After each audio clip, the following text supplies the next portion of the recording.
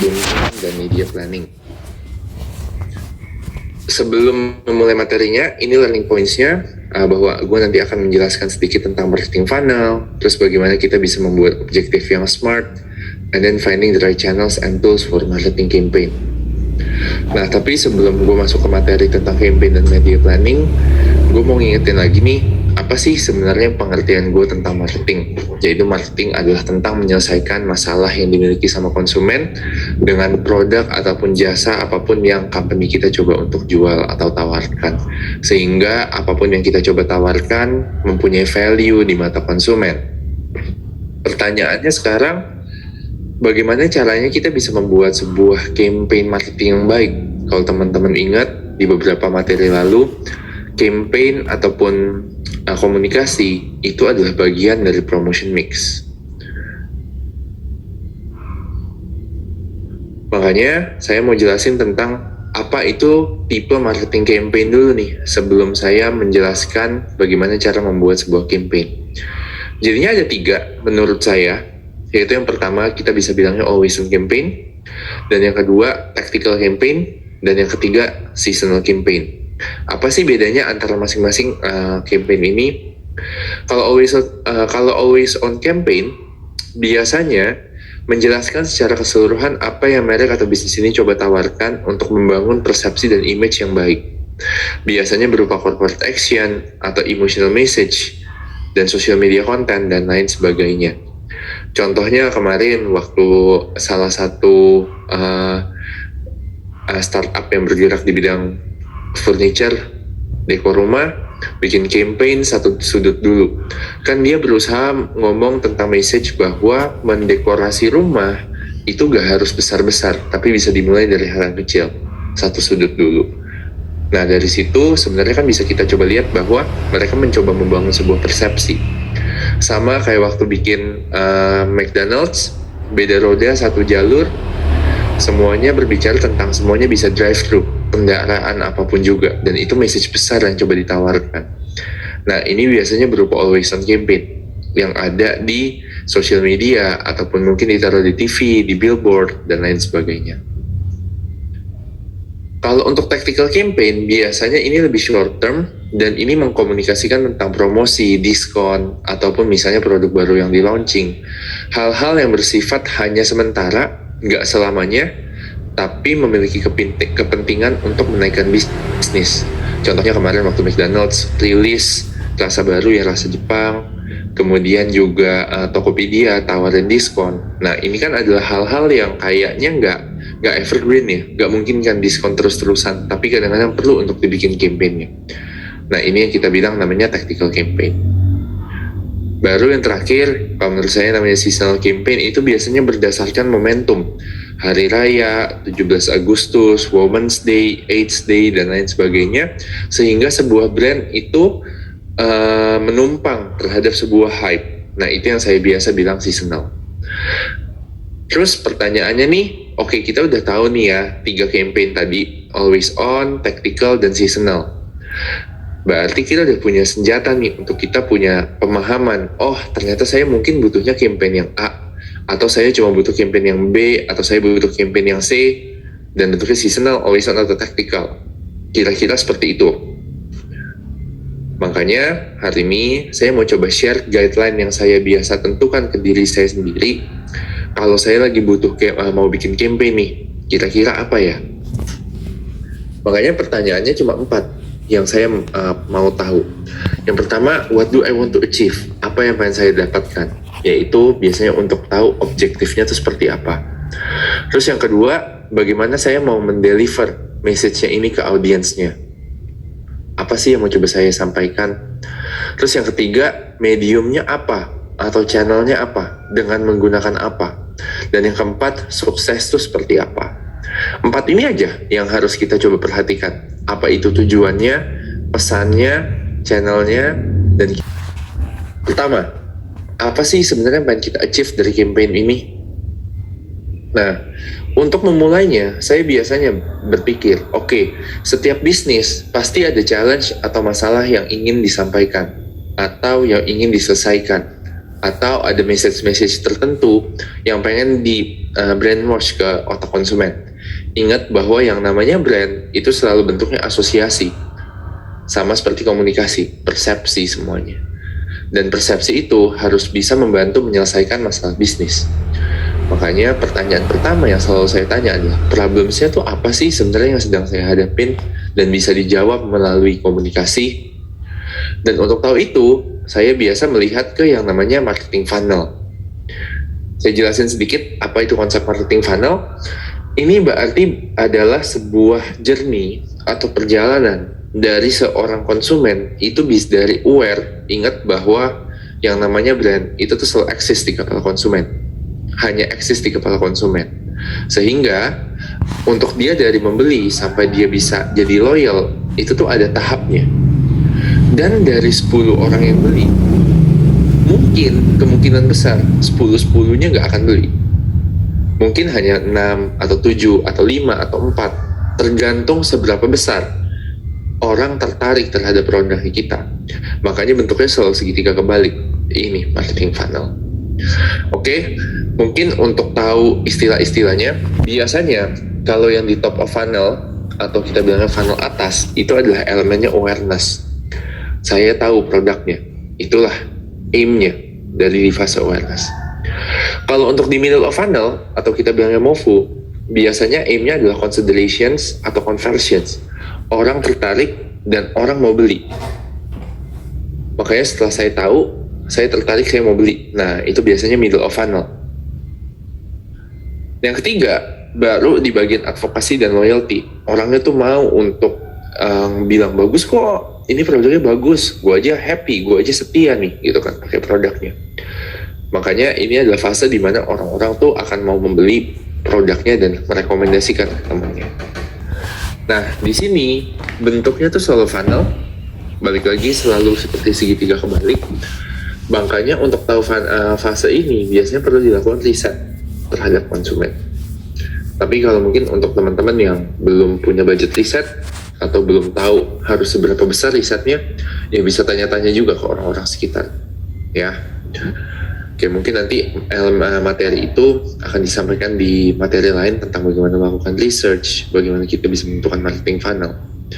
Tapi setelah kita tahu masalahnya di mana, di bagian mana, akan lebih mudah untuk kita nge-devise campaign-nya atau nge-develop campaign-nya.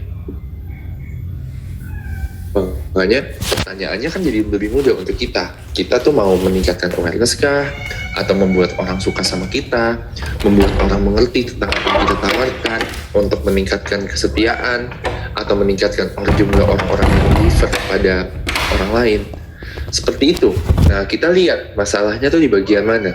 Setelah kita bisa spot, baru kita tahu, oke, ini yang pengen saya tuju, ini yang pengen saya lakukan. Yang pertama, makanya objektifnya jadi SMART. Specific, measurable, achievable, relevant, sama time based. Karena kita tahu apa yang mau kita coba achieve, ya. Itu yang pertama. Nah, baru yang kedua kita tentukan apa sih sebenarnya yang pengen saya coba sampaikan ke audiens saya atau konsumen saya. Di sini saya mau kasih tahu sedikit teori komunikasi, bahwa yang namanya komunikasi itu tuh biasanya ada dua bentuknya. Ada yang bentuknya stimulus dan bentuknya respon. Nah, respon itu adalah sebuah aspek yang pengen kita bentuk di kepala konsumen. Ada gak behavior tertentu yang pengen kita coba sampaikan, atau persepsi tertentu yang pengen coba kita taruh di kepala konsumen. Dan biasanya respons ini akan berhubungan dengan objektifnya tadi di awal. Dan stimulus adalah bagaimana cara kita membuat orang tuh bisa merespon sesuai dengan apa yang kita mau. Contoh, misalnya campaign waktu Pak Jokowi dan Pak Ahok. Nah, responnya yang pengen dilihat adalah pengen terlihat relevan untuk millennials dan mendukung anak muda. Bahwa mereka pengen jadi paslon atau pasangan calon yang mengerti apa kesulitannya anak muda, apa sih aspirasinya millennials. Makanya mereka berusaha gak pakai jas, itu stimulusnya. Pakai kemeja kotak-kotak, lengan digulung, pakai jeans, kerjanya belusukan. Karena mereka melihat kebutuhan anak muda adalah mempunyai pemimpin yang bisa dekat dengan mereka. yang nggak ada jaraknya. Jadinya itu yang sebenarnya coba disampaikan oleh pasangan ini. Ada stimulusnya dan ada responnya. Contoh lagi misalnya kayak waktu Tokopedia keluar waktu Indonesia belanja. Responnya mungkin ya mereka sesimpel seru banget ya belanja di Tokopedia, shopping sambil ada hiburannya. Makanya stimulusnya ya, oke, gimana caranya bisa mendeliver experience yang menarik nih. Invite artis buat isi waktu belanja, kemudian juga pengen bikin something yang fun, karena mereka pengen mengasosiasikan waktu Indonesia belanja dengan sesuatu yang fun dan menarik. Tahu contohnya kayak misalnya McD dengan burger gulainya. Jadinya responsnya adalah McDonald adalah brand Indonesia yang punya cita rasa Indonesia, dan stimulusnya adalah ya dia merilis produk dengan rasa khas Indonesia yang launching di tanggal 17 Agustus sehingga kesan Indonesianya lebih kental lagi, lebih kuat lagi. Semoga dari contoh-contoh yang tadi teman-teman bisa tahu ya kira-kira apa sih yang mau coba disampaikan. Makanya pertanyaannya adalah untuk menentukan message, respon apa sih sebenarnya yang pengen kita coba konsumen kita lakukan dapat, dan apa yang mau kita coba sampaikan, baik itu dari kata-kata, baik itu dari segi visual, dari segi model, dari segi artis, sehingga kita bisa mendevelop nih sebuah stimulus yang baik karena kita tahu responnya kita pengen channel atau medianya kira-kira apa sih sebenarnya yang paling tepat. Makanya kalau misalnya tadi di Tofu, Mofu, dan Bofu, nggak setiap channel itu tuh bisa dipakai di setiap fase. Untuk teman-teman semua mesti tahu juga channel tuh apa aja sih yang harus yang bisa kita pakai. Yang pertama ada channel paid yang pasti yang berbayar, bentuknya investasi. Makanya taruh TV, billboard, digital ad, semuanya itu kan bentuknya kita bayar. Makanya itu adalah tipe paid media. Kalau own, itu adalah yang dimiliki sama kita. Misalnya contohnya website, social media, toko di e-commerce, kemudian juga CRM, mailing list, itu semua media yang bisa kita pakai. Yang dikontrol sama kita. Dan yang earn, itu adalah sebuah media yang kita dapatkan. Misalnya contohnya orang mereview kita, kemudian juga word of mouth, news, dan lain-lain. Kenapa penting banget untuk tahu 3 tipe ini? Karena kalau misalnya kita gak tahu, nanti kita bingung nih kita mau arahin effortnya di mana. Yang pasti kalau misalnya kita gak punya uang, kita bisa mainnya di own, sehingga kita bisa mendapatkan earn. Tapi kalau punya uang, ya kita tambahin aja di paid-nya. Ini akan berhubungan banget dengan pengaturan budget. Jadi teman-teman mesti tahu paid, own, earn media apa aja kah yang teman-teman punya. Contoh misalnya, kalau yang namanya discount, ini pasti adalah effort untuk menentukan di mana, Tofu, Mofu, atau Bofu. Saya kasih 3 detik untuk berpikir.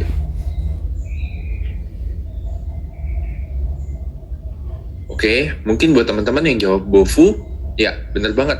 Karena diskon ini berguna untuk meningkatkan transaksi. Kalau billboard, atau paplang, atau plang, atau signage, bahasa Inggrisnya, ini mana? Tofu, Mofu, atau Bofu? Saya kasih 3 detik lagi.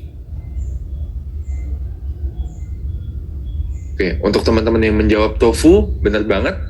Karena ini kan tugasnya untuk menarik perhatian orang bahwa ada brand loh di sudut ini atau di ruko ini. Makanya ini untuk awareness. Dan kalau manekin di toko, apakah ini Tofu, Mofu, atau Bofu? Saya kasih 3 detik lagi. Ya benar banget. Ini adalah untuk Mofu. Untuk orang tuh bisa ngecek bagus gak kalau misalnya di badan kita. Balik lagi, makanya gak setiap media itu tuh bisa dipakai di setiap stages. Makanya saya coba petain apa aja sih sebenarnya touch points yang bisa digunakan di bagian Tofu, di bagian Mofu, dan di bagian Bofu. Penjelasannya ada untuk menangkap perhatian, itu untuk di Tofu, yang Mofu untuk menambahkan pengertian, dan yang Bofu adalah untuk men-trigger pembelian. Channelnya tuh makanya banyak banget. Dan teman-teman saya nggak bakal bisa jelasin satu-satu nih, karena videonya nanti akan panjang banget, tapi teman-teman bisa lihat dan bisa pikirin, oh ternyata ini ya media yang bisa kita gunakan untuk di Tofu, di Mofu, dan di Bofu sesuai dengan campaign yang udah teman-teman tentuin. Dan baru yang terakhir, sukses tuh kayak gimana sih? Atau apa indikator kesuksesannya kita ketika kita melakukan campaign? Balik lagi, yang namanya KPI atau Key Performance Indicator itu adalah sukses indikator yang ada untuk menilai apakah campaign di setiap funnel itu tuh bisa nge-reach objektifnya apa enggak.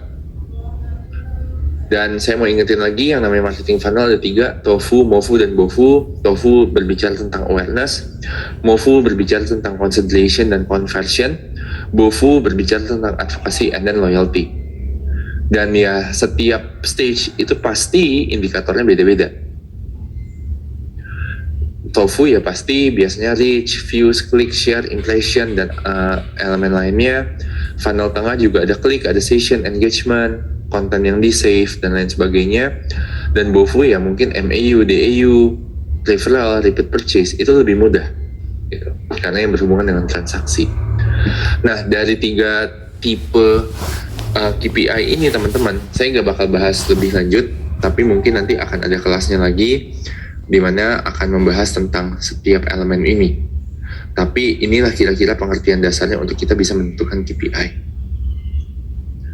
Makanya ini question guidelines dari saya untuk kita gimana bisa menentukan sebuah campaign. Yang pertama, tahu dulu objektifnya apa, problems apa yang pengen kita selesaikan, apakah itu di Tofu, di Mofu, atau di Bofu, karena setiap stages itu beda keperluannya. Baru kita device message-nya, kita tentukan, kita develop message-nya, kemudian channelnya apa yang mau disampaikan, baru yang terakhir KPI-nya. Bagaimana kalau kita mau nge-device sebuah campaign ya, pasti balik lagi, campaign itu nggak bisa jauh-jauh dari 4 P's yang udah kita bicarakan di awal, dan nggak bisa jauh-jauh dari brand positioning yang udah kita buat. Makanya pada next slide-nya mungkin kita coba ambil contoh Pome lagi. Ini balik lagi hanya simulasi, bukan plan beneran gitu. Pada next slide-nya kita coba cari tahu dulu nih, kalau misalnya kita ngomong soal Pome, karena Pome ini adalah sebuah brand baru dan mungkin eksisnya belum terlalu lama. Jadinya yang pasti kalau di funnel utamanya tuh di mana? Pasti di Tofu, di top of funnel. Karena kita pengen meningkatkan awareness-nya si Pome, iya nggak? Pasti dong gitu kan, karena brandnya juga belum banyak yang tahu. Dan kalau orang nggak tahu brandnya, gimana caranya mereka mau beli? Makanya fokus, kalau kita mau bikin campaign, misalnya di tahun pertama, atau di kuartal pertama 2023 at least, mungkin fokusnya di awareness, meningkatkan awareness. Makanya objektifnya, kalau dilihat adalah bagaimana kita bisa mengkomunikasikan Pome nih sebagai brand baru. Next slide-nya bahwa to let people know that there are new fun ways to consume apple cider for your health. Ada cara baru nih gitu kan, yang lebih asik, yang lebih seru. Karena mungkin orang-orang belum tahu, oh kalau gue minum cuka apel ya, minum. Tapi gue belum tahu bahwa oh cuka apel tuh juga bisa kayak permen. Makanya ada cara baru nih untuk mengkonsumsi biar lebih asik, lebih seru. Ya.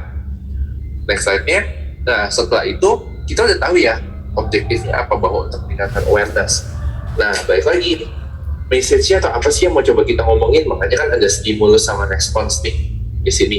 Kalau teman-teman ingat, stimulus itu kan kita mesti ngapain, komunikasi seperti apa yang kita perlu ngomong biar responnya orang tuh sesuai sama apa maunya kita.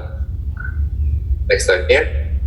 Makanya respons itu apa? Gue mau orang mengkonsumsi cuka apel tuh setiap hari. Karena ya balik lagi, itu adalah jalan ninjaku menuju hidup sehat. Ya kan? Seru kan ya gitu kan. Oh iya, gue mau konsumsi cuka apel, dikunyah-kunyah, dan ya gue jadi bisa lebih sehat. Itu kayak hack gak sih? Kayak apa ya bilangnya ya? Kayak cara mudah. Makanya stimulusnya bisa gak kita tunjukin bahwa Pome itu adalah hack makan cuka apel gak pakai muka kecil.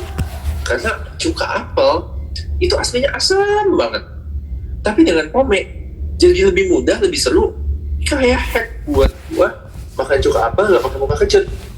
Dan gue juga bisa makan cuka apel sehat setiap hari. Ya, karena responnya itu. Gue pengen membuat orang tuh mau mengkonsumsi Pome setiap hari. Karena Pome itu adalah brand yang seru, cara buat mengkonsumsinya seru, Makanya stimulusnya apa? Gue kasih tahu, oh ini lo hack lo, ini lo cara instannya lo, biar lo tuh bisa makan tuh nggak pakai mukanya asam, lambung lo sakit gitu. Dan setelah kita tahu stimulus dan responsnya, boleh next slide-nya, kita coba lihat nih dari tofu, mofu, dan bofu. Oh oke, ini ya touch point yang bisa gue pakai. Dan kita coba lihat lagi dompetnya kita, budgetnya berapa sih sebenarnya kita punya. Oh kayaknya gue nggak bisa nih kalau gue pakai TV, karena budget gue masih kecil banget. Gue juga gak bisa nih pakai media-media yang susah-susah tuh, kayak print ad di koran, di majalah, atau gue spend 1 miliar buat di digital Facebook. Gak bisa, duit gue gak cukup ya. Apalagi kalau awareness kan kita balik lagi ya, harus dari orang sebanyak-banyaknya. Di Mofu juga, kalau awarenessnya gak tinggi, gimana caranya orang mau konsumsi? Tapi gue gak bisa nih gitu kan. Kalau orang udah tahu, tapi gue nggak ada yang buat memancing orang, memberikan edukasi agar orang tuh mau mengerti tentang produk, dan yang buat orang juga di Bofu yang mau membeli stimulusnya tuh apa. Nah pertanyaan-pertanyaan itu biasanya yang apa ya, yang muncul di dalam benak kita. Makanya balik lagi harus disesuaikan dengan budget dan harus disamain ekspektasinya itu seperti apa. Makanya slide-nya di sini gitu kan. Oke deh gitu. Untuk yang tofu, boleh next slide-nya. Ya udah deh, gue pakai radio aja. Mungkin gue pengen pakai radio yang lokal-lokal aja deh gitu. Gue gak bisa target satu Indonesia, ya udah kota-kota besar aja gue pengen tap in di radionya. Ya udah, gue mau tap in ke KOL, ke dokter KOL tadi. Terus gue juga butuh artikel nih kayaknya, biar orang-orang tuh kalau misalnya pengen tahu fungsinya bisa kebaca. Oh iya, gue pengen lah tap in ke Halo Dokter misalnya, atau ke Klik Dokter. Terus gue pengen orang tuh mau tahu nih gitu kan. Ya udahlah, gue mau bikin press release aja gitu. Nah kalau dilihat ya gitu kan karena balik lagi awalnya tuh kita di Tofu, makanya touch points-nya disesuaikan dengan duitnya kita di Tofu. Kita banyakin touch points-nya. Radio, oh iya target gue 10.000 orang, KOL 1 juta engagement, orang yang ngeliat story-nya segala macam. At least kalau gue taruh di Klik Dokter, gue dapet tuh 150.000 viewers satu artikel. Dan ya setidaknya 5 media ngeliput deh, Kompas misalnya, detik.com dan lain sebagainya, sehingga orang tahu brand gue tuh eksis. Makanya dengan kita tahu prioritas kita di awal yang mana, budget kita juga akan lebih efektif, karena kita tahu kita harus invest paling banyak di budget mana. Makanya di Mofu ya udahlah, di Mofu kumpulan testimonial teman-teman aja, karena duit gue semuanya di Tofu, di upper funnel. Ya udah deh, gue coba deh sampling nanti ke cycling atau CrossFit community, pergi ke bengkel. Nanti kalau misalnya ada teman-teman yang lagi naik sepeda, nanti gue ada SPG ke sana. Tapi kan biayanya jadi lebih murah ya, gitu. Jadinya dapat testimonial dari komunitas, dan komunitas juga mulai nyobain produk. Gak mahal, kenapa? Karena balik lagi di yang paid media yang kita taruh di Tofu. Yang Mofu ya udahlah, kita keluar produk aja. Yang Bofu lebih gampang lagi. Ya udah, kalau kamu bisa komunikasikan ke 5 teman kamu dapat diskon misalnya. Ya. Tapi lihat, cara kita buat menentukan budget itu dilihat dari channel mana yang mau kita pakai dan heavy-nya tuh di mana. Nah mungkin tahun pertama kita seperti ini, tapi gitu kan tahun depannya misalnya kayak oke, ternyata orang udah mulai aware, gue mau deh lebih banyak di Bofu, banyak diskon, banyak promo, banyak social media quiz dan lain sebagainya. Gak apa-apa juga. Makanya buat menentukan campaign planning ini, balik lagi kan gue udah pernah bilang, harus ditentukan dari bisnis problem set kalian tuh gimana masalahnya. Kalau misalnya tadi di awal masalah di awareness, ya udah fokus di awareness. Tapi kalau masalahnya nanti di bagian akhirnya di Bofunya, fokus di Bofunya. Tergantung kondisi pasar lagi. Makanya kita mesti tetap rajin untuk meng-assess porsi kita, for piece kita, biar kita tuh gak ketinggalan zaman dan kita tuh gak kalah sama competition. Ya, jadinya semoga bisa membantu teman-teman tuh buat apa ya bilangnya, buat ngeliat secara keseluruhan kira-kira tuh kayak gimana sih gitu kan buat kita tentuin tofu, mofu, dan gofu dan campaign planning kita seperti apa ya. Semoga membantu, and I'll see you in the